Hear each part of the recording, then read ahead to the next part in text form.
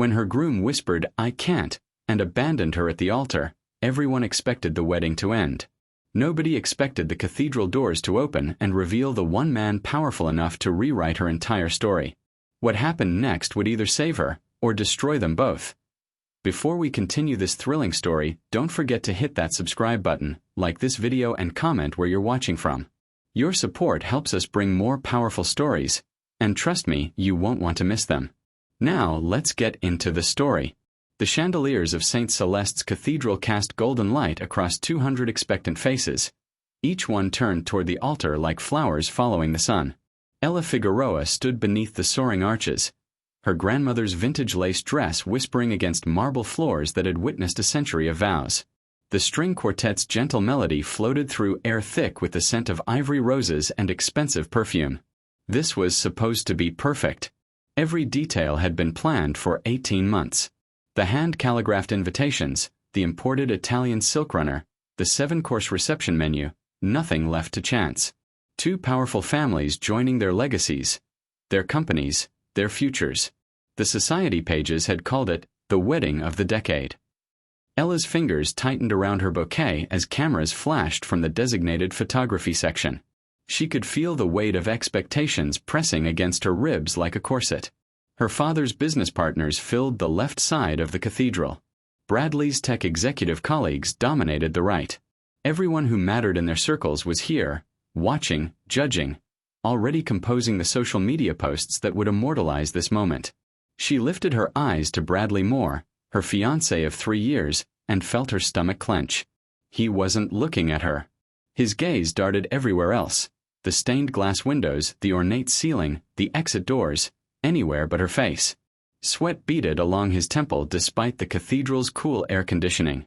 His hands, which should have been reaching for hers, hung rigid at his sides. Nerves, she told herself. Everyone gets nervous. But the tremor in his jaw looked less like anticipation and more like panic. Father Martinez's voice resonated through the vaulted space, warm and practiced.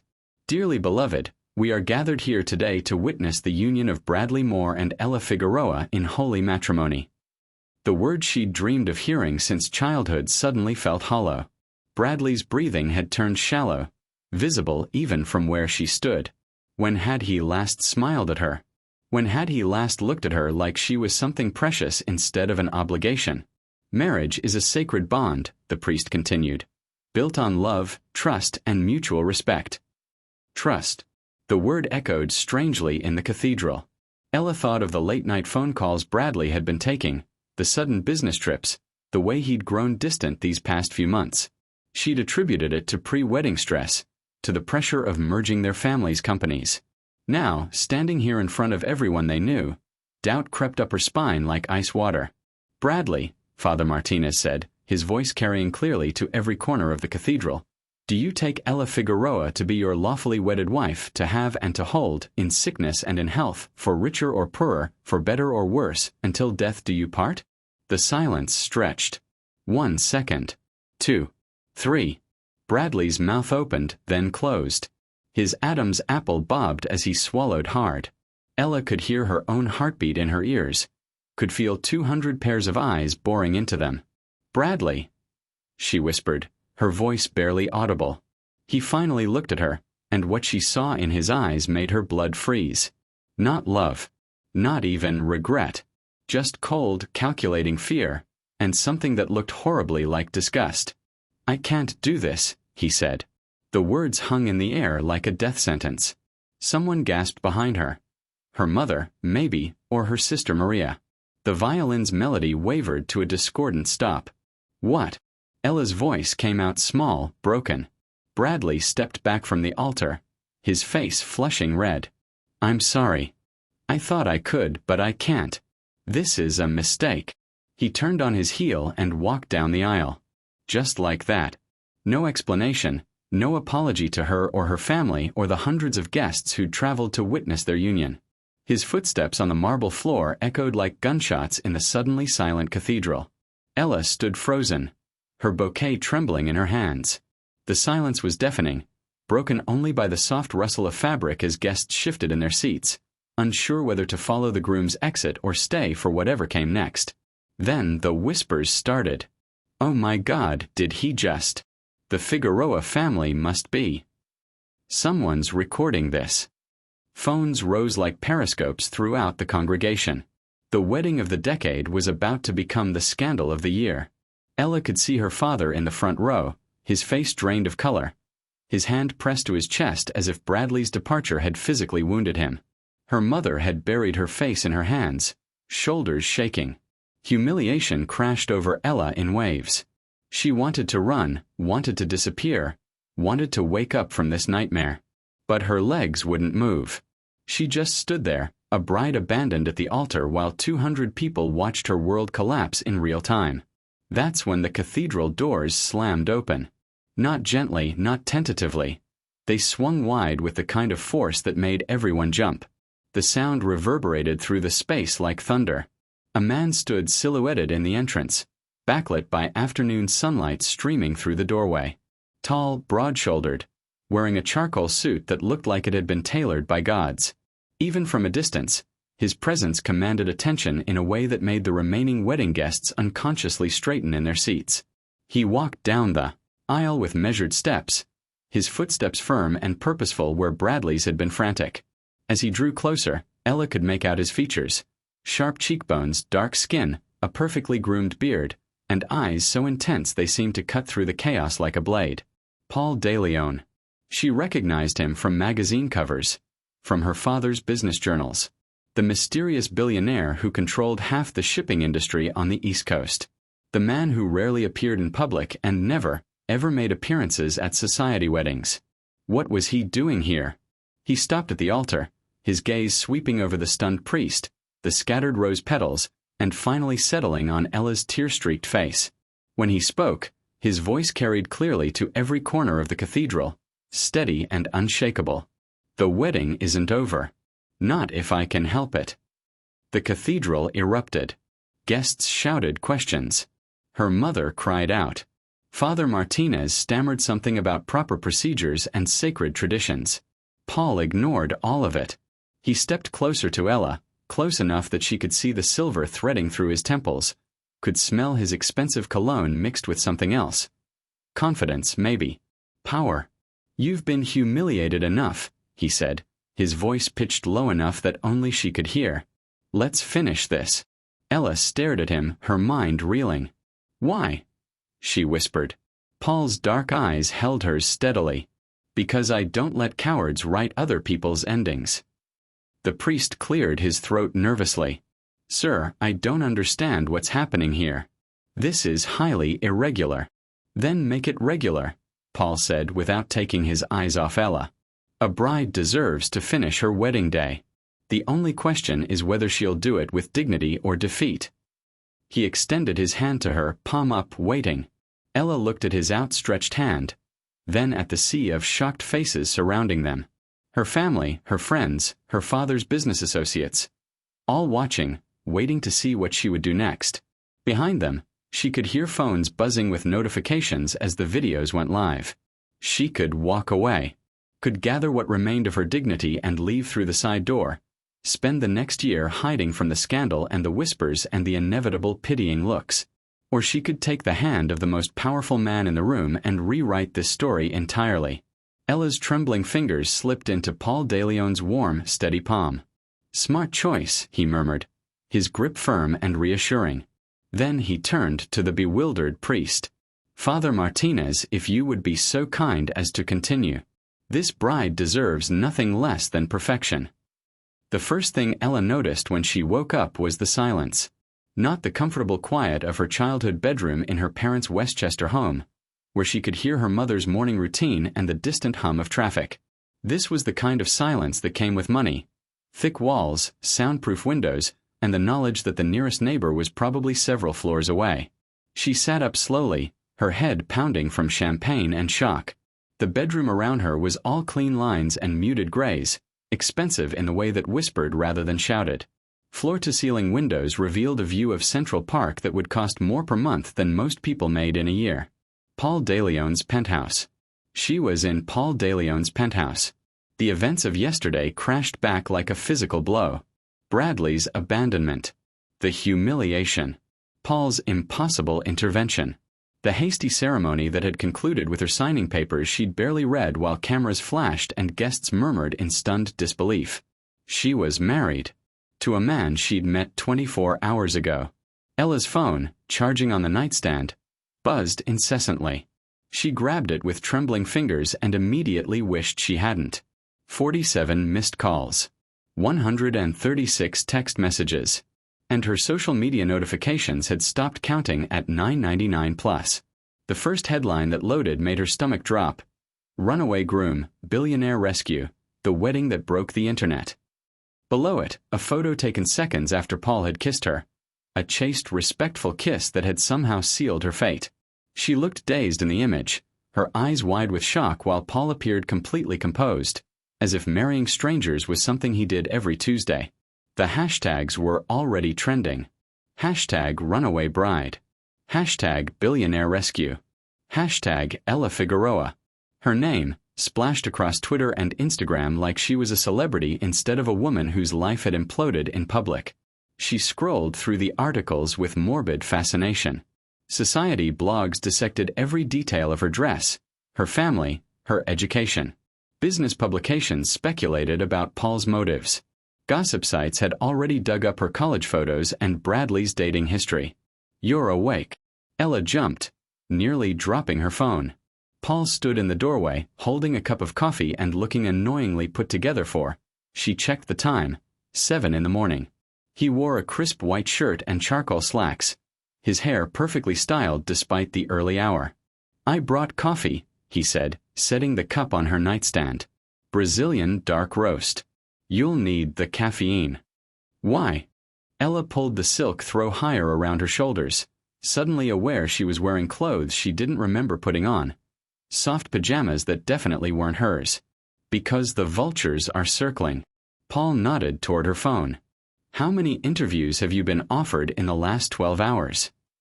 Ella glanced at her messages. CNN, Good Morning America, 3 different podcasts, and what looked like a reality TV show. I haven't counted. 17, by my security team's count. Plus 3 book deal inquiries and something called a docu-series opportunity. Paul moved to the windows, hands clasped behind his back. You're famous now, Mrs. De Leon. The question is what we do about it.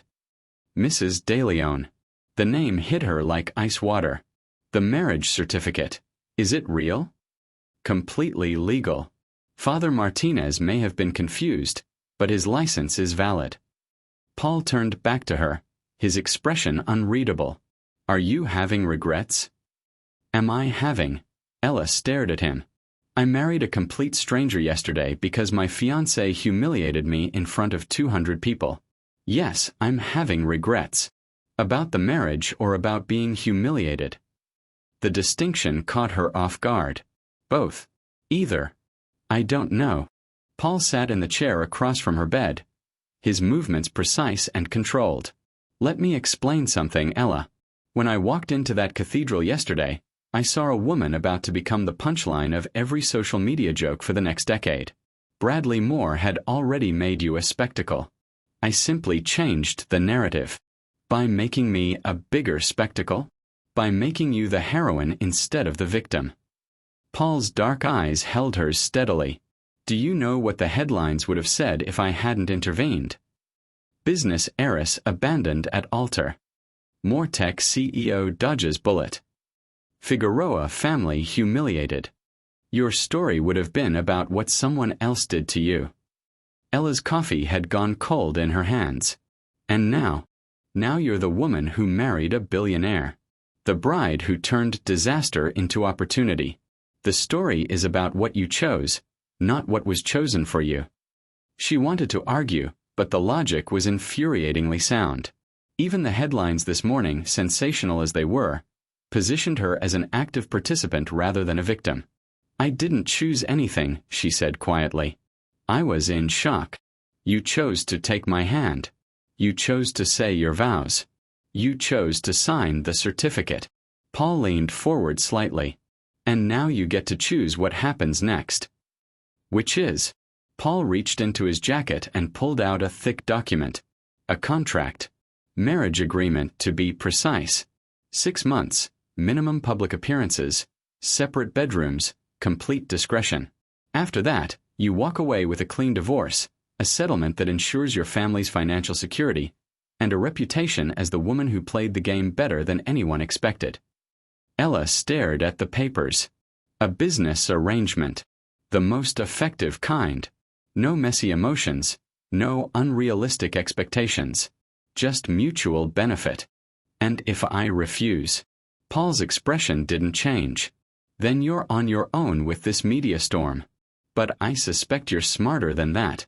Before Ella could respond, her phone rang.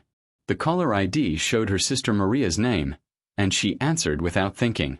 Ella, thank God. Maria's voice was tight with stress. Have you seen the morning shows? No, why? Bradley's giving interviews. He's saying you planned the whole thing. That you knew Paul DeLeon would be there. That it was all a publicity stunt to boost your family's company stock. Ella's blood turned to ice. He's what? CNN ran it 20 minutes ago. He's claiming you two had an affair, that the whole wedding was fake from the beginning. Dad's getting calls from investors, and Mom's locked herself in her room. The phone slipped from Ella's numb fingers.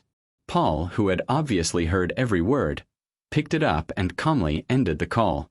I assume that changes your perspective on our arrangement? He asked. Ella looked at the contract in his hands, then at her phone still buzzing with notifications. Bradley was rewriting their entire relationship, making her the villain in his story of escape.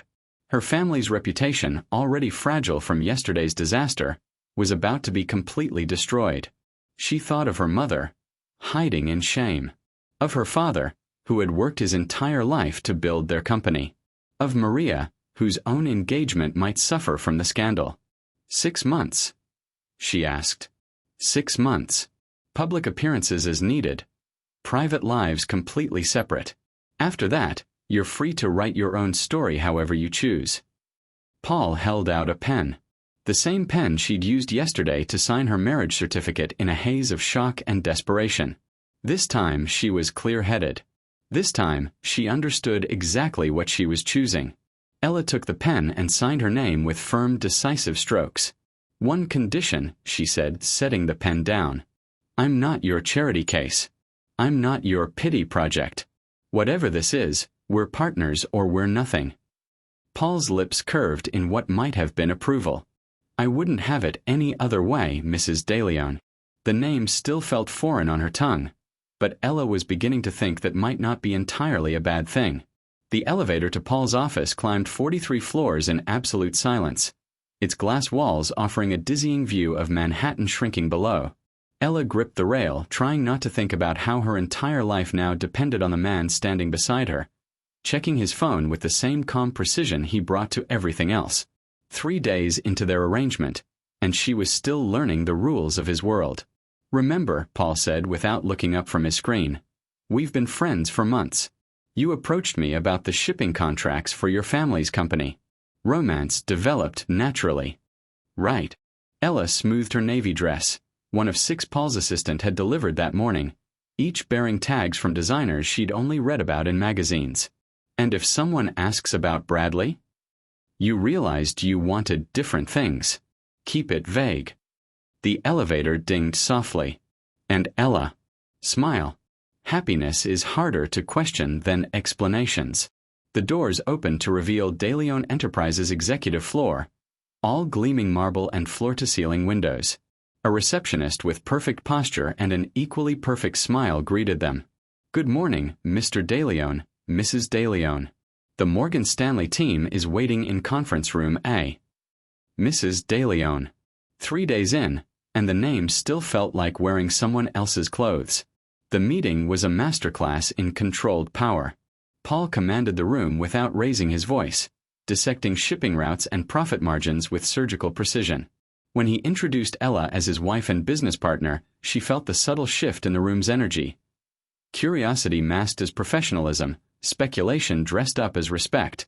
Mrs. DeLeon brings unique insights from the logistics side, Paul was saying, his hand finding the small of her back in a gesture that looked perfectly natural. Her family's company has been innovating regional distribution for 2 decades. Ella played her part, contributing just enough to seem valuable without overstepping. But she couldn't shake the feeling that everyone was watching them, searching for cracks in their performance. After the executives left, Paul's assistant appeared with their afternoon schedule. "The car is ready for the Whitney Museum benefit, Mr. DeLeon. The photographer from Vanity Fair will meet you at 6 for the couple's feature." Vanity Fair? Ella asked as they headed to the elevator. Cover story. New York's most intriguing power couple. Paul's tone was matter-of-fact, as if magazine covers were just another Tuesday appointment. It photographs better than a boardroom interview.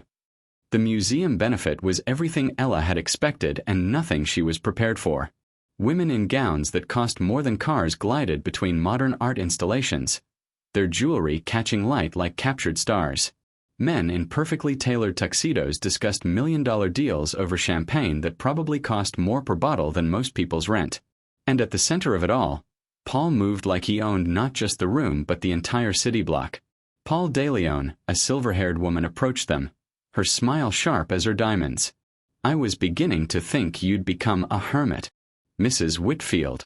Paul's hand settled on Ella's waist, warm and possessive.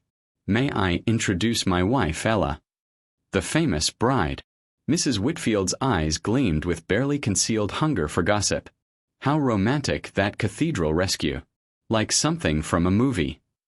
"More romantic than the movie," Ella said, finding her society smile from somewhere deep in her childhood training. "Real life rarely gives you such perfect timing."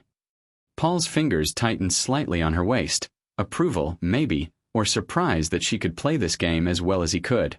They moved through the evening like dancers who'd practiced together for years. Paul's hand on her back as they admired a Basquiat. Ella's fingers intertwined with his during the speeches. Shared glances that suggested private jokes and intimate secrets. It was all performance, but the electricity between them felt dangerously real. "You're good at this," Paul murmured during a quiet moment, his breath warm against her ear as they stood before a particularly abstract sculpture. "I went to boarding school. They teach you to smile through anything." Ella kept her voice light, but she was acutely aware of how close he was standing, how his cologne mixed with something uniquely him. "Besides, you make it easy." "Do I?" Something in his tone made her look up at him. For just a moment, his carefully controlled mask slipped, revealing something raw and uncertain underneath. Then a photographer appeared, and the moment shattered like glass. "Mr. and Mrs. DeLeon? Just a few shots for the Times Society page." They posed, Paul's arm around her waist, both of them wearing perfect smiles. But Ella couldn't shake what she'd seen in his eyes, a loneliness so deep it made her chest ache. Back at the penthouse, the performance finally ended. Paul loosened his tie and poured himself a scotch, the easy charm of the evening evaporating like smoke.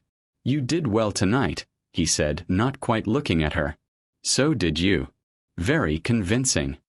Ella kicked off her heels, her feet aching from hours in designer torture devices. "Do you always work this late?" Paul glanced at his phone. "It's only 11. It's Wednesday. Most people are home with their families. Most people don't run multinational corporations." Paul's voice had that clipped quality it got when conversations turned personal. "You should get some rest. We have breakfast with the mayor tomorrow." Dismissal, polite but firm. Ella had learned to recognize the signs. Any topic that veered toward emotion or intimacy was off limits. Paul DeLeon might own half of Manhattan, but his personal life was Fort Knox. She was heading toward her room when she heard his phone ring. Something about his tone made her pause in the hallway. "The Moore Holdings acquisition is on schedule," Paul was saying, his voice low but carrying in the quiet apartment. "Once we control their shipping contracts, we'll restructure the entire operation. Bradley Moore will be out by Christmas." Ella's blood turned to ice. Moore Holdings, Bradley's company. The tech firm he'd inherited from his father, the one he'd been so proud of during their engagement. "No, the wedding complication doesn't change anything," Paul continued. "If anything, it gives us better intel on their weak points. The wife was engaged to their CEO, She knows exactly how incompetent he is. The wife. Ella pressed her back against the wall, her heart hammering so loud she was sure Paul would hear it. Trust me, Marcus. By New Year's, Moore Holdings will be just another subsidiary of DeLeon Enterprises. And Bradley Moore will finally understand what happens when you cross the wrong people.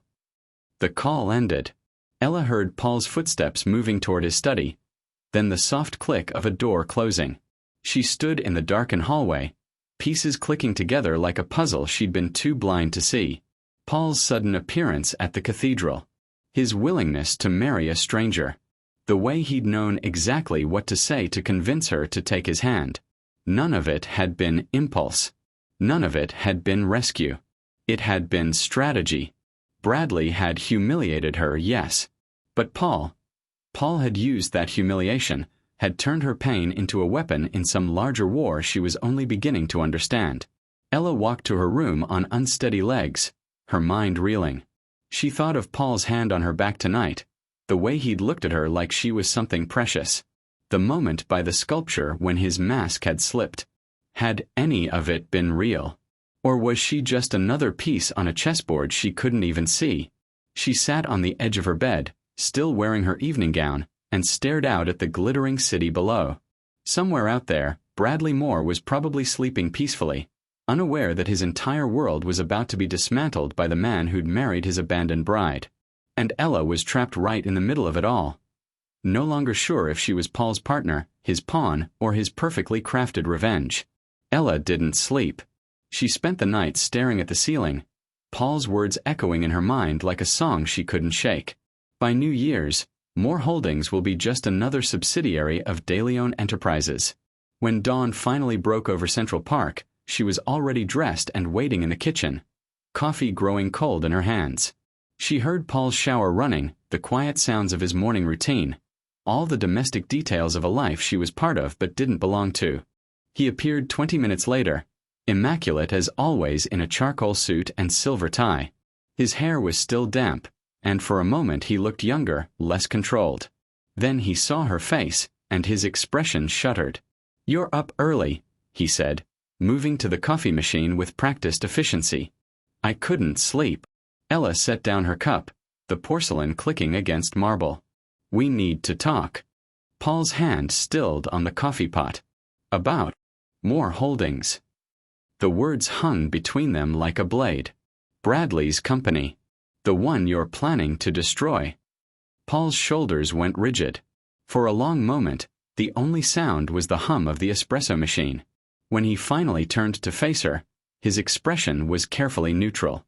"You were listening." "I heard enough." Ella stood, crossing her arms. Was this about business or revenge, Paul? He studied her face, and she saw the exact moment he decided to stop pretending. The careful mask slipped away, revealing something harder underneath. Cold calculation mixed with something that might have been pain. "Both," he said simply. The honesty hit her like a physical blow. She'd expected denials, explanations, maybe even lies. Not this stark admission. "How long have you been planning this?" she asked. Paul poured his coffee with steady hands. "The Moore Holdings acquisition? 18 months. Your involvement." He met her eyes. "That was never part of the plan. Until Bradley Moore stood in that cathedral and called you worthless in front of 300 people." Paul's voice turned sharp, dangerous. "Until he humiliated you for sport while cameras rolled." Ella's breath caught. "You heard what he said to me?" I was 3 rows back. The acoustics in St. Celeste's are excellent. Paul's jaw tightened. "He didn't just abandon you, Ella. He tried to destroy you on the way out." The memory of Bradley's words, "You're worthless, Elena. Your family's broke," made her stomach clench. She'd thought only she had heard them. "So you decided to rescue me and destroy him at the same time. 2 birds, 1 stone. I decided that no one gets to treat you like that without consequences." Paul moved closer, his dark eyes intense. "Bradley Moore has been playing games with people's lives for years. Yours was just the last straw." "What do you mean, years?" Paul was quiet for so long that Ella thought he wouldn't answer. Then he walked to his study and returned with a thick file, setting it on the kitchen island between them. Moore Holdings has been systematically sabotaging smaller logistics companies for the past 3 years, he said. They make lowball acquisition offers, and when companies refuse, they undercut their contracts until they're forced to sell anyway. Ella opened the file with trembling fingers. Financial records, emails, shipping manifests, all painting a picture of corporate warfare waged against family businesses exactly like hers. My family's company, she whispered, was next on their list. Bradley's engagement to you was part of the strategy. Marry into the family, gain access to internal information, then destroy you from the inside. The pages blurred as Ella tried to process what she was reading. Her entire relationship with Bradley, 3 years of her life, had been a lie. A business strategy. How long have you known? She asked. 6 months. I was putting together a case when the wedding invitation arrived. Paul's voice was carefully controlled. I planned to attend as a witness, maybe catch him in the act of something prosecutable. I never expected him to humiliate you so publicly. Ella sank onto a bar stool, her legs suddenly unsteady. So when you walked down that aisle, I was improvising. Badly. Paul ran a hand through his hair, the first truly unguarded gesture she'd seen from him. I told myself I was protecting my investment, stopping him from damaging your family's reputation before I could use you as a witness against him. And now I'm not sure what I'm doing anymore. The admission hung between them, raw and honest. Ella stared at the financial documents spread across the marble counter, each page representing another family destroyed by Bradley's greed. There's more, Paul said quietly. Your father's heart attack last year. It happened the day after Bradley convinced him to sign a shipping contract that would have bankrupted your company within 6 months. Ella's head snapped up. What? The stress, the impossible terms. Your father knew he'd been played, but it was too late to back out. The only reason your family survived is because Bradley got impatient and abandoned the plan to focus on our merger instead. The room spun around her. Her father's collapse, the months of recovery, her mother's constant worry. All of it orchestrated by the man she'd planned to marry. He almost killed my father. He almost destroyed your entire family.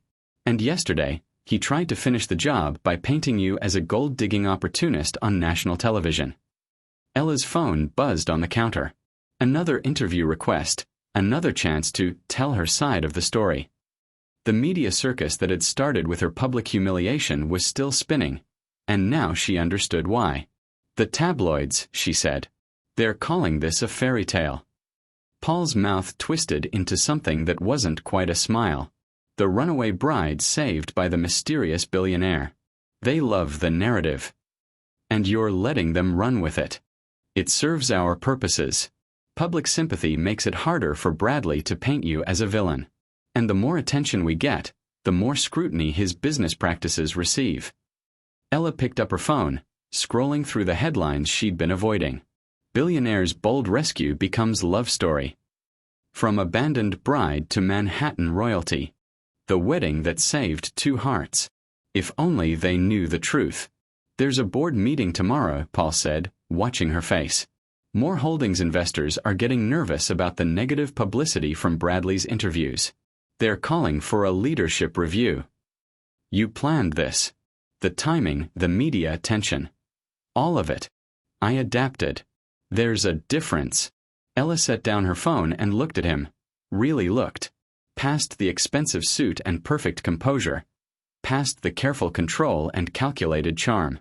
What she saw was a man carrying his own weight of pain. His own reasons for waging war against people like Bradley Moore. What did he do to you? She asked softly. Paul went very still. What do you mean? This isn't just about business. It's personal. Ella moved closer, studying his face. What did Bradley Moore take from you? For a moment, Paul's mask slipped entirely. She saw grief there, old and deep, mixed with a rage so controlled it was almost surgical in its precision. That, he said carefully, is not part of our arrangement. Maybe it should be. They stared at each other across the kitchen, the morning light casting long shadows between them.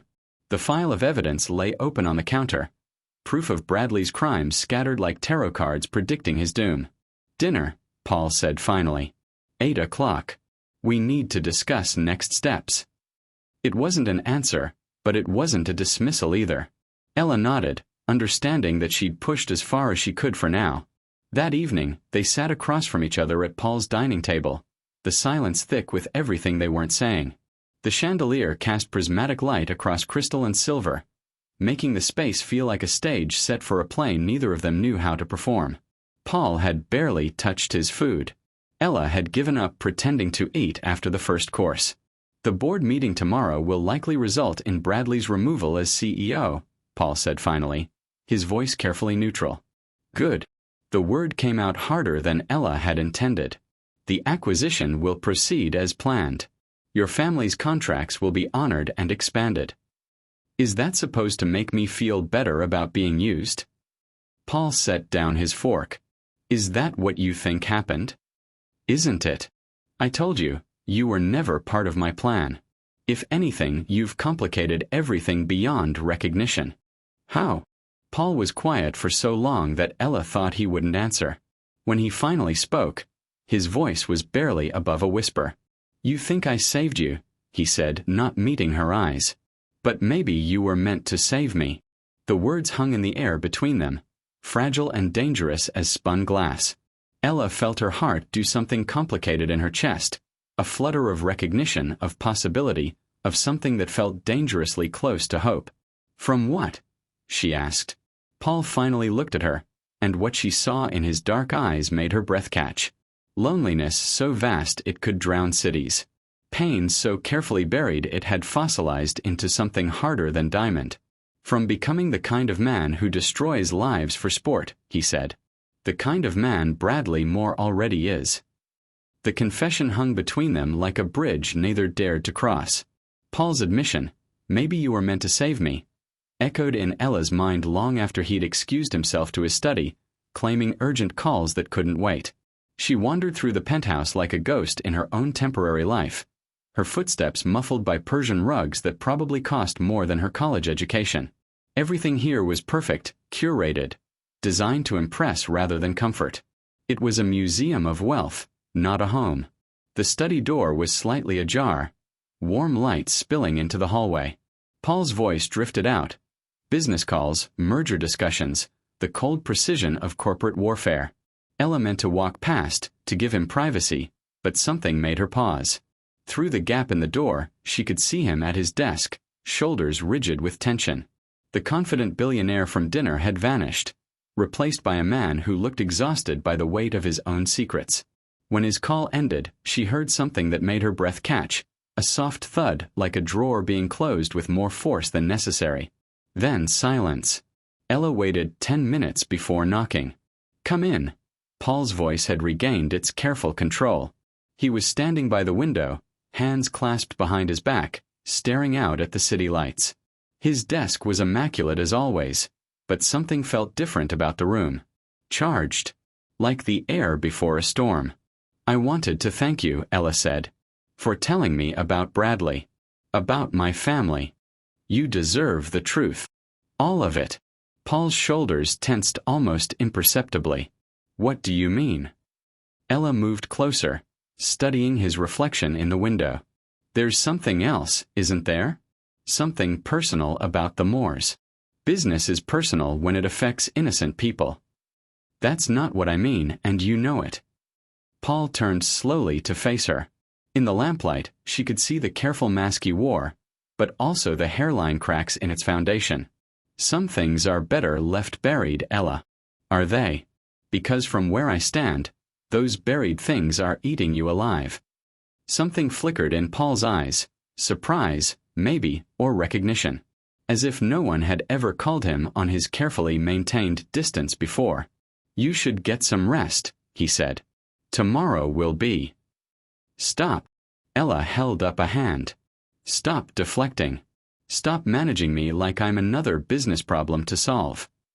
She moved to his desk, her fingers trailing along its polished edge. "You know everything about me. My family's finances, my relationship history, probably my college GPA. But I know nothing about you except what Forbes magazine prints. Perhaps that's for the best. Is it? Paul was quiet for a long moment, warring with himself. Ella could see it in the tension of his jaw, the way his hands clenched and unclenched at his sides. Curiosity killed the cat, he said finally. But satisfaction brought it back. Despite everything, Paul's mouth quirked in what might have been amusement.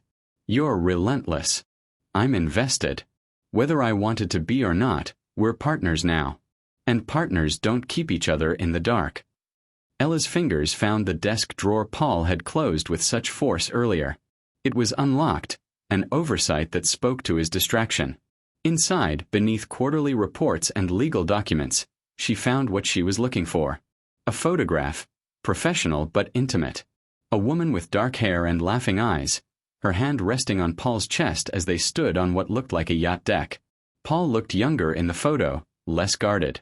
Happy in a way that seemed almost foreign compared to the man standing before her now. Her name was Naomi. Ella's head snapped up.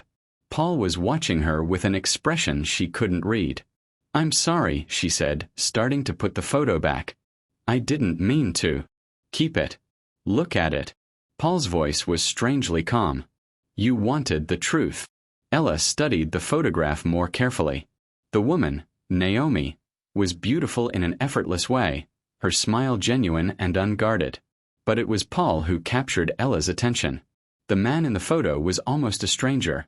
Relaxed, content, whole. She was your fiancé, Ella said. It wasn't a question. For 6 months. We were planning a Christmas wedding. Paul moved to the window again, putting distance between himself and the memories. She was a pediatric surgeon at Mount Sinai. Brilliant, kind, completely unimpressed by money or power. What happened? Hit and run. October 15th, 3 years ago. Paul's voice was clinical, precise. She was walking home from the hospital after a 16-hour surgery. The driver never stopped. Ella's heart clenched. Did they catch who did it? Eventually. Paul's reflection in the window looked like a death mask. A Moore Industries executive. Robert Kim, their head of logistics. He'd been drinking at a company function, celebrating a merger that had just cost 300 people their jobs. The photograph trembled in Ella's hands. Bradley's father's company.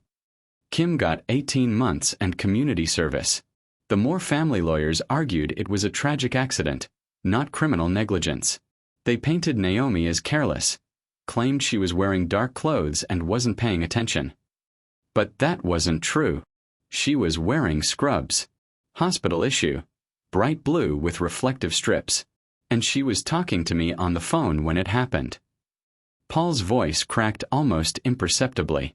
I heard everything. The impact. Her phone hitting the pavement. The sound of the car driving away. Ella closed her eyes, imagining the horror of that moment. To hear someone you love dying and be powerless to help. The Moores covered it up, she said. They managed it. Controlled the narrative, minimized the coverage, made sure Kim got the lightest possible sentence. Just another example of their influence protecting them from consequences. And you've been planning revenge ever since. Paul finally turned from the window. His face was pale, but his eyes burned with a cold fire that made Ella's breath catch. I've been planning justice. There's a difference. Is there? Justice would have been Kim going to prison for vehicular manslaughter. Justice would have been the Moores taking responsibility for their company's culture of corruption. Paul's hands clenched into fists. Instead, they threw money at the problem and went back to business as usual. Ella set the photograph gently on the desk between them. So when you saw Bradley humiliate me, I saw another Moore destroying another innocent person for sport. And I couldn't. I wouldn't let it happen again. The raw pain in his voice made Ella's chest ache. She understood now why Paul had appeared in that cathedral like an avenging angel. It hadn't been about business strategy or corporate warfare. It had been about a man who'd lost everything trying to prevent someone else from suffering the same fate. You said you lost her because you trusted a Moore once, Ella said softly. Paul's jaw tightened. I knew the family had connections to Robert Kim's case, but I thought it was just legal representation, nothing more. I didn't dig deeper because grief makes you stupid sometimes. Or human. I let them get away with it. If I'd fought harder, pushed back against their narrative, you'd still have lost her. Ella moved closer, drawn by the pain radiating from him like heat from a fire. Her death wasn't your fault, Paul. Wasn't it? He looked at her with eyes that held 3 years of self-recrimination. I had resources, connections, influence. I could have demanded a real investigation, could have made sure Kim faced real consequences. Instead, I let the Moores manage me too. So you've spent 3 years building a case against them. I've spent 3 years making sure no one else gets hurt by their arrogance and greed. Ella reached out without thinking, her fingers finding his. His hand was warm, solid, trembling almost imperceptibly. She would have been proud of you, Ella said. Fighting for justice, protecting people like my family. Paul's composure finally cracked. His breath hitched, and for a moment he looked like a man drowning in plain sight. She would have told me to let it go, he said roughly. Naomi believed in forgiveness, in moving forward. She would have hated what I've become. What have you become? Cold. Calculating.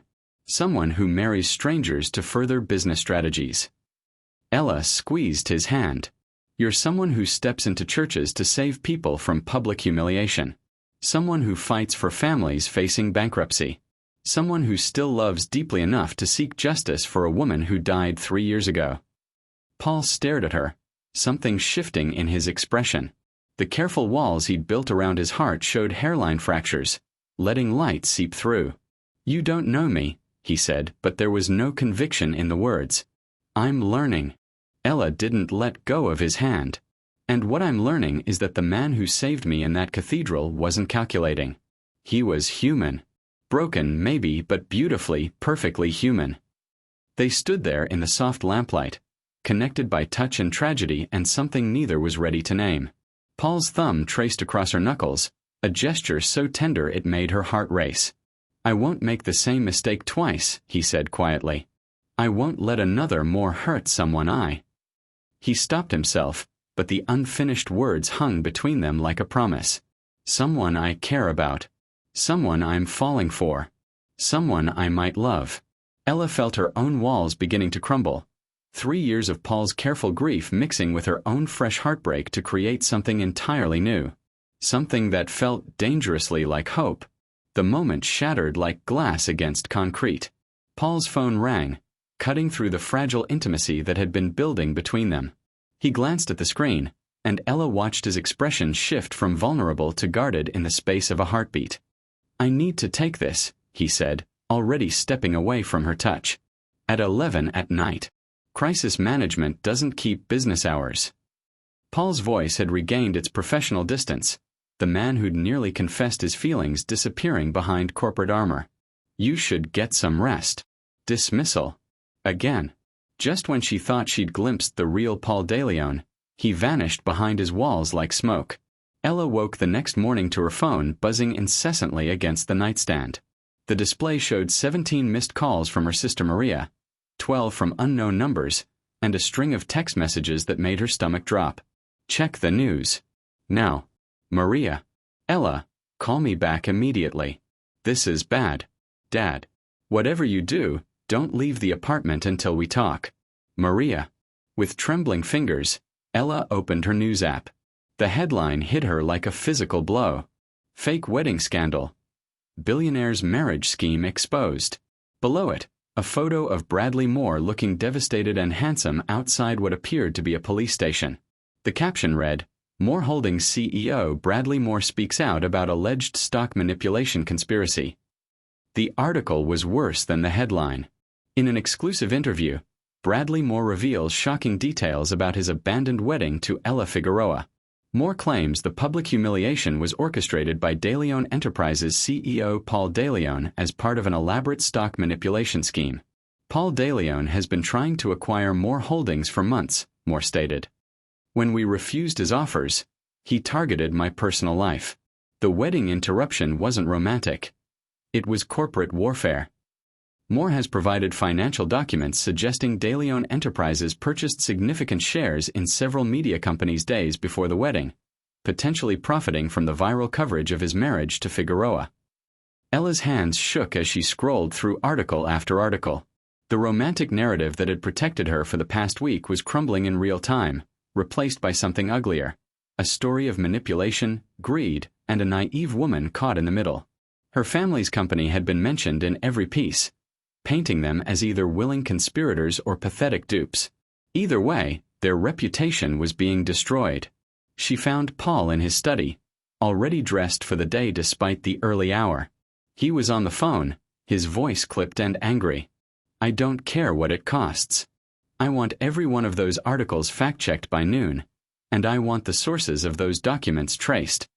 He looked up as Ella entered, his expression grim. "Find out who's feeding Bradley more information about our stock positions." "We need to talk," Ella said when he ended the call. "I know how this looks." "Do you?" "Because from where I stand, it looks like everything Bradley said might be true." Paul's jaw tightened. "You think I orchestrated your public humiliation for profit? I think you've been playing a longer game than you've admitted." Ella held up her phone, showing him the headlines. "Media stock purchases? Really? Standard business practice. De Leon Enterprises has holdings in dozens of companies. Days before the wedding, Paul. The timing is damning. The timing is coincidental. Is it? Or did you see an opportunity when that wedding invitation arrived and decide to turn my tragedy into your triumph?" Paul stood slowly, his face a mask of controlled fury. "After everything I told you last night, after Naomi, you still think I'm capable of that? I don't know what you're capable of anymore." The words hung between them like a blade. Paul's expression went completely cold, the vulnerability she'd glimpsed the night before disappearing without a trace. "I see," he said quietly. "Bradley spins a story and suddenly 3 years of his documented cruelty are forgotten. This isn't about choosing sides. Isn't it? Because it seems like you've already made your choice." Before Ella could respond, Paul's assistant appeared in the doorway, her face pale with stress. "Mr. De Leon, Bradley Moore is in the lobby. He's demanding to speak with Mrs. De Leon." Paul's eyes went flat and dangerous. "Security should have. He has media with him. If we refuse to let him up, it'll look like we're hiding something." Ella felt the trap closing around them. Whatever game Bradley was playing, he'd maneuvered them into a position where every choice looked guilty. "Send him up," Paul said finally. "Conference room. And make sure our legal team is recording everything." 10 minutes later, Ella found herself face to face with the man who'd destroyed her life a week ago. Bradley looked exactly the same. Perfectly styled hair, expensive suit, that smile that had once made her heart race and now made her skin crawl. But there was something different about him too. A confidence that hadn't been there at the altar. The nervous, sweating man who'd abandoned her had been replaced by someone who looked like he was enjoying himself. "Ella." Bradley's voice was warm, concerned. "You look tired. I hope you're taking care of yourself." "What do you want, Bradley?" "To apologize. For the way I handled things, for the pain I caused." He glanced at Paul, who stood like a statue by the windows.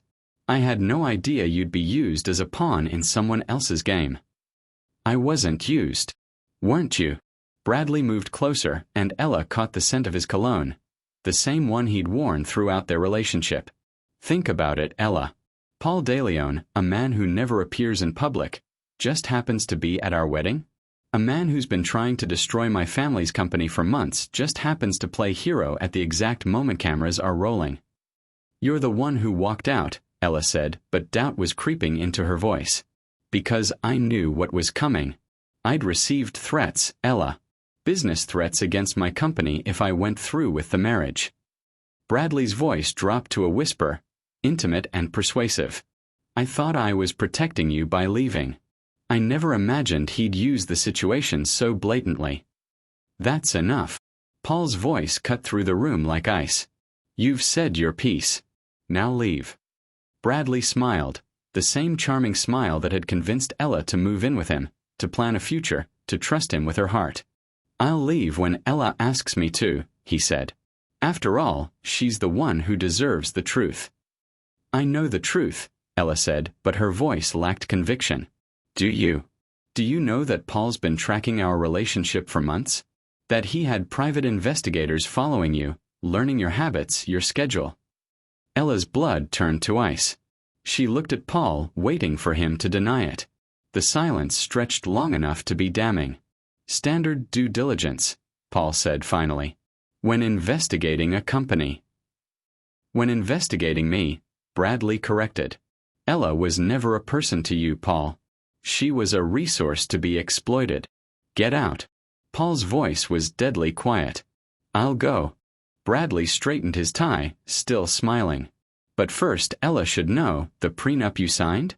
It includes a clause transferring your family's shipping contracts to De Leon Enterprises in the event of divorce. Did he mention that?" The room spun around Ella. "What?" Page 47. Subsection 12. "I had my lawyers review it when the documents became public record yesterday." Ella stared at Paul, waiting for him to deny it. Instead, she saw something flicker in his eyes. Guilt, maybe, or resignation. "It's a standard protective clause," Paul said carefully. "Protective of whom?" Ella's voice came out as a whisper. "Your family's interests would be. My family's contracts would belong to you. Temporarily. Until. Until what? Until you decided we were no longer useful." Bradley stepped closer to Ella, his voice gentle and concerned. "He married you to ruin me, Ella. You were just the ring he slipped on to claim his prize." The words hit like physical blows. Ella looked at Paul, searching his face for denial, for proof that Bradley was lying.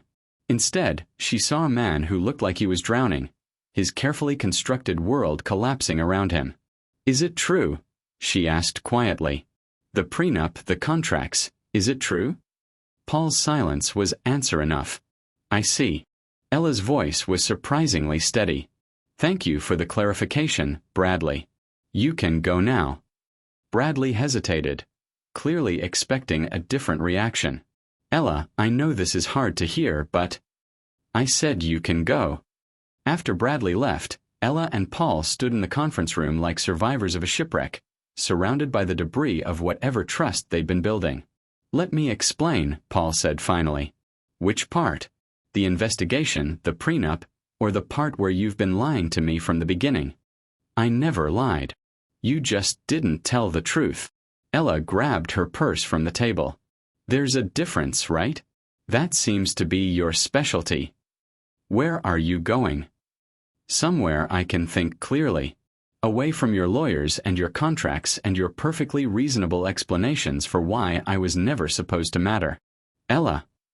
"No." She held up a hand, stopping him. "I trusted you. Despite everything, despite the arrangement, despite knowing this was supposed to be business, I trusted you. That was my mistake." She walked toward the door, then paused without turning around. "You want to know the difference between you and Bradley," she said quietly. "He broke my heart in public. You broke it in private. I'm not sure which is worse." Ella left the penthouse with nothing but her purse and the clothes on her back, stepping into the New York morning with no plan beyond putting distance between herself and the man who'd saved her just to use her. Behind her, Paul De Leon stood alone in his perfect apartment, surrounded by the wreckage of the best thing that had happened to him since Naomi died, and the growing certainty that he'd just made the biggest mistake of his life. Ella spent 3 days in her childhood bedroom, staring at pink wallpaper she'd begged her parents to change when she turned 16. Her mother brought tea and worried glances. Her father, still pale from the stress of the public scandal, knocked softly but didn't push when she said she needed time to think. Maria was less patient. "You can't hide forever," her sister said on the 3rd evening, perched on the edge of Ella's bed like a concerned therapist. "The media circus is getting worse, not better." "I'm not hiding. I'm processing." "You're sulking." Ella looked up from her laptop, where she'd been reading the latest articles about her fake marriage scandal. Each new piece felt like a fresh wound, painting her as either a scheming gold digger or a pathetic dupe. "Did you know," Ella said carefully, "that our shipping contracts have penalty clauses that activate if our reputation materially affects client confidence?" Maria's face went pale. "What does that mean?" "It means we're hemorrhaging clients because of this scandal. 3 major contracts canceled yesterday alone." "How much are we talking about?" "Enough to put us under by Christmas if it continues." Maria sank onto the bed fully. "So Bradley gets exactly what he wanted. Our family ruined, whether you married him or not." The thought had been gnawing at Ella for 3 days. Every angle she examined led to the same conclusion. Someone had planned this destruction carefully, and it wasn't Paul. "I need to go back to the city," Ella said suddenly. "To Paul. To get answers." She drove back to Manhattan that night, her head clearer than it had been since Bradley's surprise visit. The doorman at Paul's building nodded respectfully, but she could see the questions in his eyes. Everyone wanted to know if the fairy tale marriage was really just an elaborate con. Paul's penthouse was dark except for a strip of light under his study door. Ella used her keycard, surprised it still worked, and made her way through the familiar space that had briefly felt like home. She didn't knock on the study door.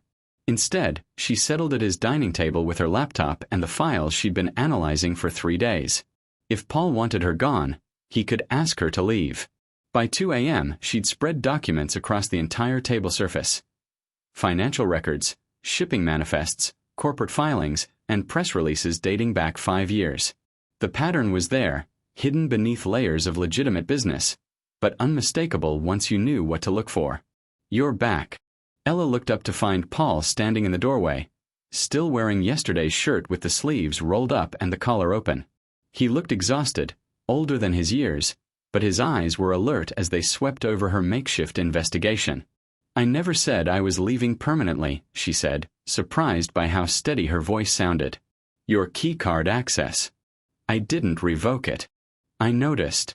Paul moved closer, studying the papers scattered across his dining table. "What is all this?" "Proof that we've both been played." Ella stood, picking up a financial document. "Look at this.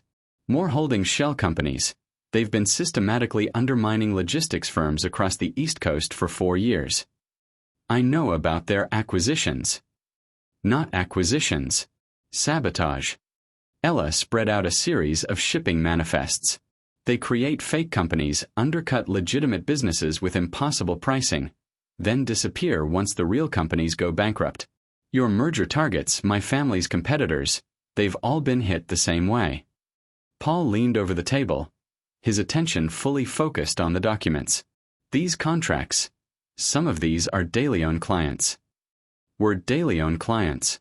More Holdings stole them using information they couldn't have gotten legitimately. Ella pulled up another file on her laptop. Unless someone was feeding them intelligence from the inside. "What do you mean?" "I mean Bradley's been planning this for years. Not months, years."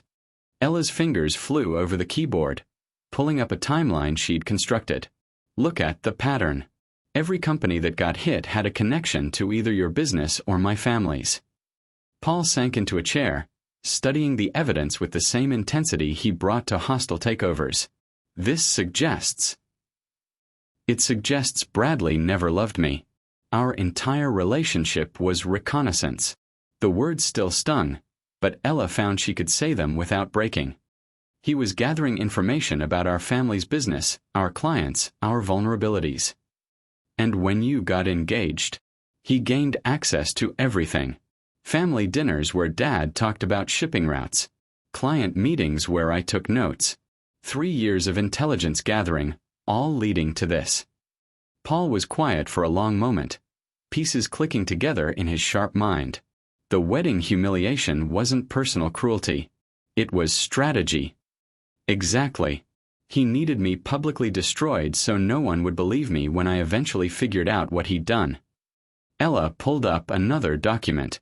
"And he needed you publicly connected to the scandal so your reputation would be damaged when the stock manipulation story broke. 2 birds, 1 stone." More than that. Ella's voice grew excited as the full scope became clear. He's been positioning himself as the victim of our conspiracy, while quietly acquiring assets from all the companies his father's shell businesses destroyed. By the time the dust settles, Moore Holdings will control half the East Coast shipping industry. Paul looked up at her, something shifting in his expression. You figured this out in 3 days? I had good motivation. Ella met his eyes steadily. You weren't the only one who lost someone to the Moores. They just took longer to destroy my family. Ella. Paul's voice was soft, careful. The prenup clause. I can explain. You don't need to. She sat across from him, the evidence spread between them like a battlefield map. It's actually brilliant legal protection. If Bradley had succeeded in destroying our reputation completely, transferring our contracts to De Leon would have saved them from bankruptcy court. You're not angry. I'm furious. But not at you. Ella's eyes flashed with controlled rage. I'm angry at myself for believing Bradley's performance. For doubting you when I should have been looking at the bigger picture. Paul reached across the table, his fingers covering hers. You had every right to doubt. I should have told you about the investigation about the prenup. I should have trusted you with the truth from the beginning. Why didn't you? Paul was quiet for so long that Ella thought he wouldn't answer. When he finally spoke, his voice was barely above a whisper. Because trusting someone means risking losing them. And I've already lost too much to the Moores. The honesty hit her like a physical blow. Ella turned her hand palm up, intertwining their fingers. I'm not going anywhere, she said quietly. Even though I've been a controlling bastard who hid things from you? Even though I ran away instead of fighting for what we were building.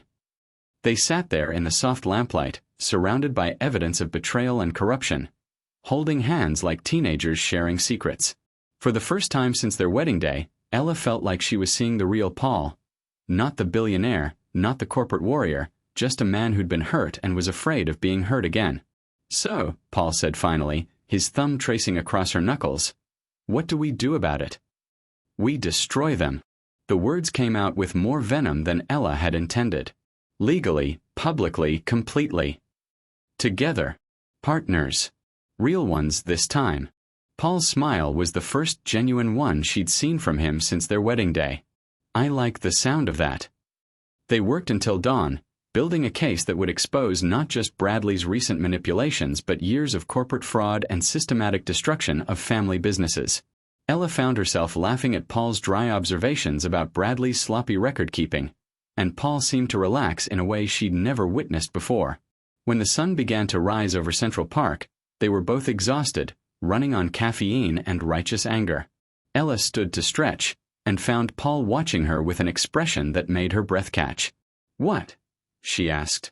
You're brilliant, he said simply. The way you connected all these pieces. I've had teams of forensic accountants working on Moore Holdings for months, and you found patterns they missed. Fresh eyes. Brilliant eyes. The compliment hung between them, charged with something deeper than professional admiration. Ella was suddenly aware of how close they were standing, how the early morning light made Paul's dark eyes seem almost golden. Ella, Paul said quietly, and she could hear the question in her name. Instead of answering with words, she closed the distance between them. The kiss was nothing like their chaste wedding kiss or the careful pecks they'd shared for cameras.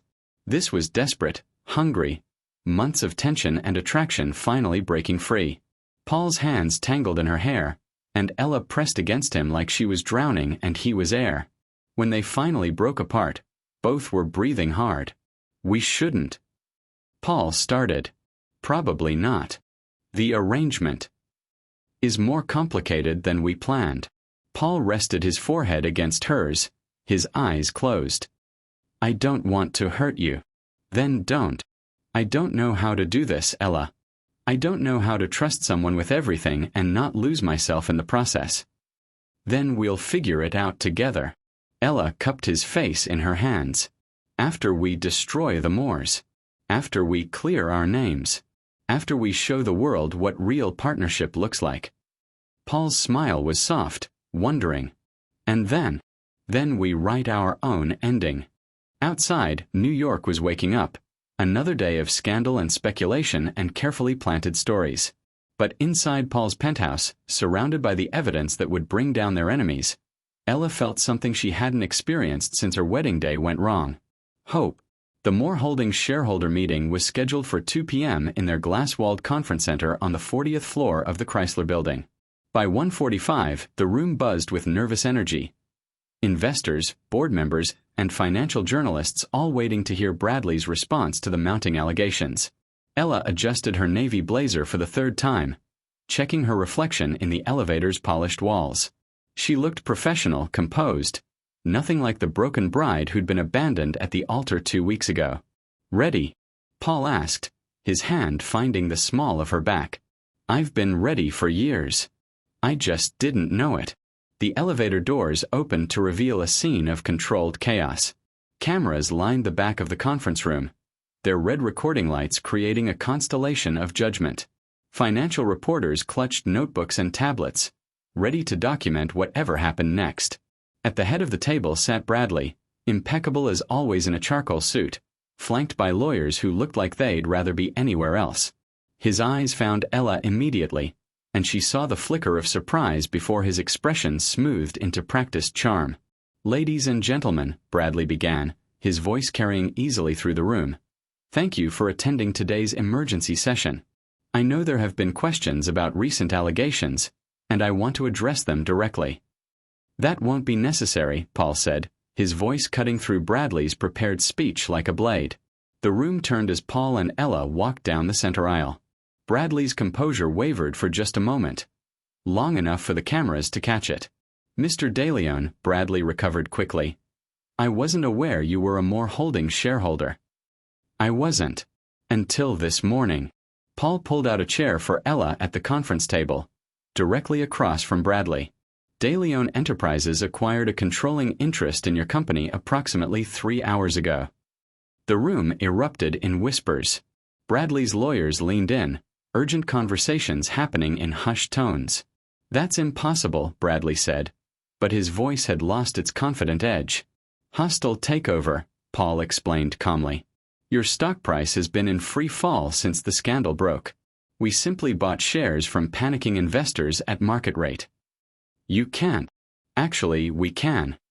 Ella opened her tablet, projecting documents onto the room's main screen. "Especially when we have evidence of systematic fraud, embezzlement, and conspiracy to manipulate stock prices." The first document appeared, a shipping manifest dated 6 months ago, showing Moore Holdings using shell companies to undercut legitimate competitors. "This manifest shows your company using Phoenix Logistics, a shell company registered to your personal attorney, to bid on contracts at 30% below cost," Ella said, her voice steady and professional. "The only way to maintain those prices was to defraud clients on delivery schedules and cargo security." Bradley's face was flushing red. "These documents are fabricated." "Are they?" Paul's voice was deadly quiet. "Because we also have bank records showing payments from Moore Holdings to Phoenix Logistics totaling over $40 million in the past year alone." More documents flashed across the screen. Financial transfers, forged contracts, email chains between Bradley and his father discussing which companies to target next. "You've been systematically destroying family businesses across the East Coast," Ella continued, "using inside information gathered through personal relationships." She looked directly at Bradley. "Including information you gathered during our engagement." "Ella, you know that's not true. I know you had me take notes at my father's client meetings. I know you asked detailed questions about shipping routes and contract negotiations. I thought you were interested in my family's business." Ella's voice turned hard. "You were casing it for theft." The room was dead silent except for the soft whir of cameras recording every word.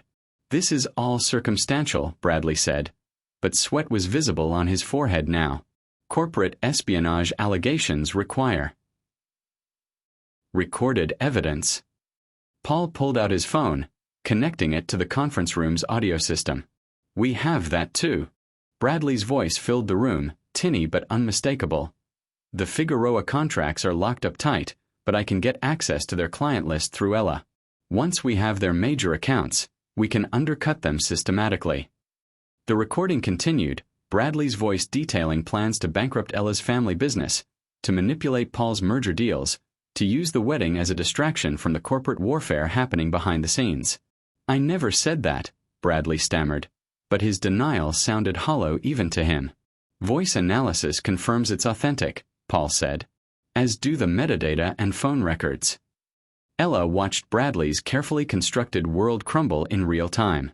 The lawyers were whispering frantically, several board members were already reaching for their phones, and the financial reporters were typing furiously. "The wedding," Bradley said suddenly, grasping for anything that might save him. "You can't deny that was staged. You two barely knew each other." "We barely knew each other," Ella agreed. "But we weren't conspiring to defraud anyone. Unlike your systematic campaign to destroy innocent families for profit." "You're lying." Bradley's composure finally cracked completely. "Paul DeLeon is a corporate shark who saw an opportunity to use you, and you're too naive to see it. He married you to get access to insider information about more holdings." "Actually," Paul said quietly, "I married her because I couldn't stand watching another more destroy another innocent person. But you're right about one thing. I am a shark. And I've been circling your company for 3 years, waiting for you to make a mistake big enough to justify taking you apart piece by piece." The admission sent another ripple through the room. Paul had just confessed to planning Bradley's destruction, but somehow it sounded like justice rather than vengeance.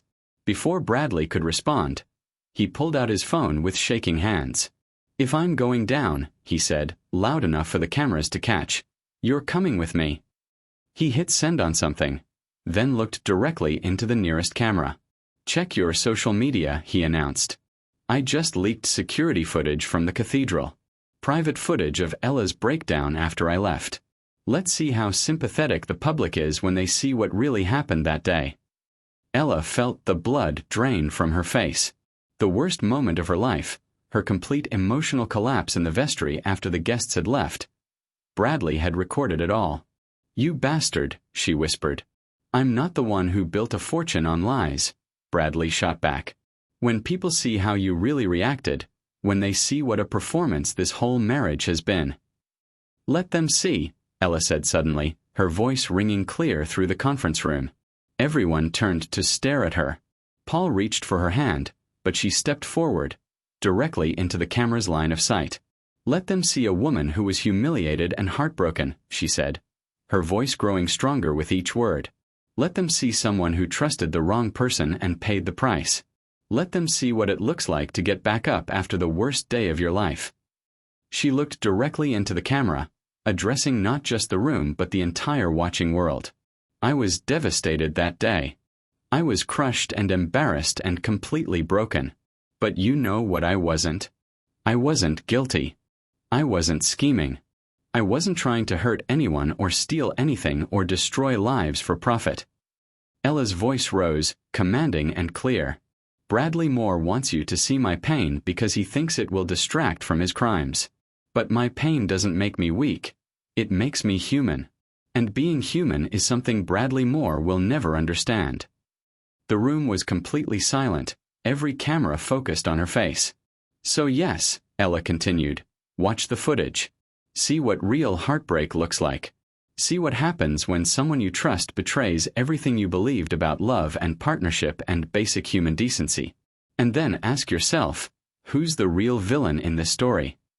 She turned back to Bradley, who was staring at her like he'd never seen her before. "You've spent years destroying families, manipulating people who trusted you, and profiting from other people's pain. That footage you just released. It's going to remind everyone watching exactly why that's unforgivable." Ella sat back down, her heart pounding but her voice steady. "I was humiliated once. But you can't shame someone who's already stood back up." Within hours, the response was overwhelming. #StandWithElla began trending. The footage Bradley had meant as a weapon became proof of Ella's authenticity, her genuine pain transforming public opinion in her favor. Paul watched from his office as news anchors praised her courage, as social media exploded with support, as the woman he'd married became a symbol of resilience and grace under pressure. And for the first time in 3 years, Paul allowed himself to feel something he'd thought was buried with Naomi. He was falling in love again. 6 weeks after Bradley Moore's empire collapsed in a Manhattan boardroom, the Waldorf Astoria's grand ballroom glittered with the kind of understated elegance that only serious money could buy. Crystal chandeliers cast prismatic light across tables draped in ivory silk, while Manhattan's elite mingled beneath soaring ceilings that had witnessed a century of New York's most important moments.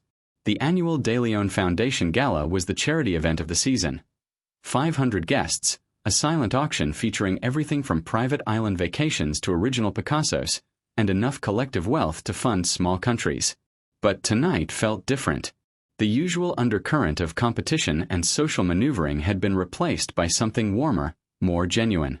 Paul De Leon stood at the edge of the ballroom, adjusting his white bow tie for the third time in 10 minutes. He'd hosted this event for 7 years, but he'd never been nervous before. Tonight, however, everything mattered in a way it never had when the evening was just another obligation on his calendar. "She'll be here," Marcus, his longtime friend and business partner, said quietly. Traffic from the photo shoot ran late, but her car just pulled up. Paul nodded, not trusting his voice. Ella had spent the afternoon at a Vogue photo session, her second magazine cover since becoming the reluctant spokesperson for corporate fraud victims. The first article, titled "The Bride Who Broke the System," had led to speaking engagements, congressional testimony, and a book deal she was still considering. The ballroom doors opened, and conversation gradually stilled as Ella Figueroa de Leon made her entrance. She wore midnight blue silk that seemed to capture and reflect the chandelier light with every step. Her dark hair was swept into an elegant updo that showcased the diamond earrings Paul had given her last week, not because of any special occasion, but because he'd walked past Tiffany's window and imagined how they'd look against her skin. But it wasn't the dress or the jewelry that silenced the room. It was the way she carried herself. Confident without arrogance, gracious without weakness. This was a woman who'd been broken in public and had chosen to rebuild herself stronger. "She's magnificent," someone whispered nearby, and Paul felt a surge of pride so intense it was almost physical. Ella's eyes found his across the crowded room, and her smile was radiant, genuine, completely unguarded. She moved through the crowd like sunlight through water, stopping to greet colleagues from her new position on the Federal Trade Commission's Small Business Advisory Board, accepting congratulations on her recent keynote at the Women in Business Leadership Conference. When she finally reached him, Paul felt the same electric connection that had struck him in that cathedral 2 months ago. Only now it wasn't complicated by desperation or strategy or the wreckage of other people's plans. "Sorry I'm late," she said, rising on her toes to kiss his cheek. The photographer wanted one more setup, and then traffic was. "You're perfect," Paul interrupted, his voice rough with emotion he no longer bothered to hide. "You're always perfect." Ella's eyes softened. "Even when I'm arguing with you about merger strategies?" "Especially then." The evening progressed with the smooth efficiency Paul's events were known for. Dinner was served, checks were written for astronomical amounts, and speeches were made about the Foundation's work supporting families affected by corporate fraud. Throughout it all, Paul found himself watching Ella. The way she listened intently to the stories of fraud victims, the way she remembered details about people's children and businesses, the way she transformed from a woman who'd been used as a pawn into someone who used her platform to protect others. When the moment came for his keynote address, Paul walked to the podium with steady steps but a racing heart. He'd given hundreds of speeches over the years, but none had mattered like this one. 7 years ago, he began, his voice carrying clearly through the ballroom. "I started this foundation because I believed in the power of justice. I believed that when systems fail people, other people have an obligation to step in and make things right." Polite applause rippled through the crowd. "For 3 years, that belief sustained me through some very dark times. I thought I understood what justice looked like, systematic, methodical, relentless. I thought I understood what saving people meant." Paul's eyes found Ella's at her table near the front. She was watching him with the same intensity she brought to everything else in her life. 2 months ago, I walked into a cathedral and thought I was saving a woman from public humiliation. I thought I was being noble, maybe even heroic. A soft chuckle ran through the audience. I was wrong about almost everything. The room had gone completely quiet now. I wasn't saving Ella Figueroa from anything. She didn't need saving, she needed a partner. Someone who would stand beside her while she saved herself, while she fought back against people who thought they could use her pain for profit. Paul's voice grew stronger, more certain. I thought I was saving her from humiliation. But she saved me from something far worse. She saved me from emptiness. From becoming so focused on justice that I forgot about joy. From being so determined to win that I forgot what victory was supposed to feel like. The applause was thunderous now, but Paul only heard it as distant noise. His attention was completely focused on Ella, who had tears streaming down her cheeks and was smiling like her heart might burst. Ella, Paul said, stepping away from the podium and walking toward her table. 6 weeks ago, you agreed to stay married to me for love instead of strategy. Tonight, I want to ask you properly, in front of everyone who matters to us, without any contracts or arrangements or business considerations. He dropped to one knee beside her chair, and the ballroom erupted in gasps and excitement. Paul pulled out a velvet box, revealing a ring that was nothing like the practical emerald he'd given her in Central Park. This one was spectacular. A vintage Cartier design with a center diamond surrounded by sapphires that matched her dress. Ella Figueroa, Paul said, his voice carrying without the microphone. You are the strongest, most brilliant, most beautiful woman I've ever known. You turned the worst day of your life into the foundation for something extraordinary. You taught me the difference between revenge and justice, between control and partnership, between existing and living. Ella was crying openly now, but she was also laughing, her hand pressed to her mouth in surprise and joy. Will you marry me again? Not because circumstances forced us together, not because we needed each other's help, but because I love you more than I thought it was possible to love another person. Yes, Ella said, her voice clear and certain despite her tears. Yes, absolutely yes. Paul slipped the ring onto her finger, and when he stood to kiss her, the ballroom exploded in applause. Cameras flashed, phones came out, and Ella did something she never would have done 2 months ago. She smiled directly into the lights, unashamed of her joy, unafraid of the world's attention. When they finally broke apart, both were laughing and crying, overwhelmed by the weight of choosing each other freely, completely, without reservation. So, Ella said, her forehead pressed against his. When do you want to have the wedding? Tomorrow. Paul de Leon, you cannot plan a proper wedding in 24 hours. I planned our first one in about 30 seconds. It worked out reasonably well. Ella laughed, the sound bright and joyful in the elegant ballroom. Give me 3 months. I want to do this right. Whatever you want, Paul said, meaning it completely. Whatever makes you happy.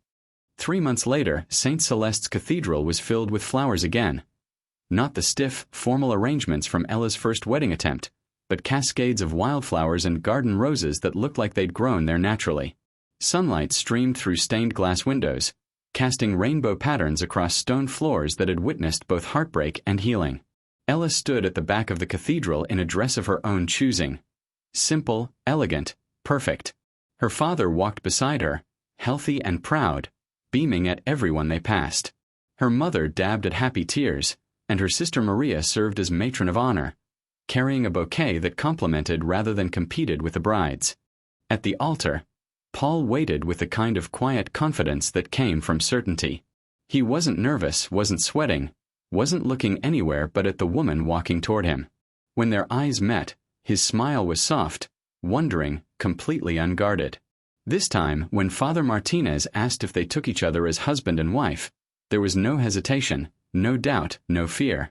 Just two people who'd found their way to each other through scandal and strategy and had chosen to stay for love. When they kissed as husband and wife, really, truly, for the first time, the cathedral erupted in celebration. But Ella barely heard the applause, barely noticed the camera flashes that no longer frightened her. She was too busy marveling at the fact that the man who'd stepped in to save her heart had become the reason it beat again. Outside the cathedral, as they posed for photos and accepted congratulations from friends and family, a reporter called out a question. Mrs. De Leon, any advice for other women who faced public humiliation?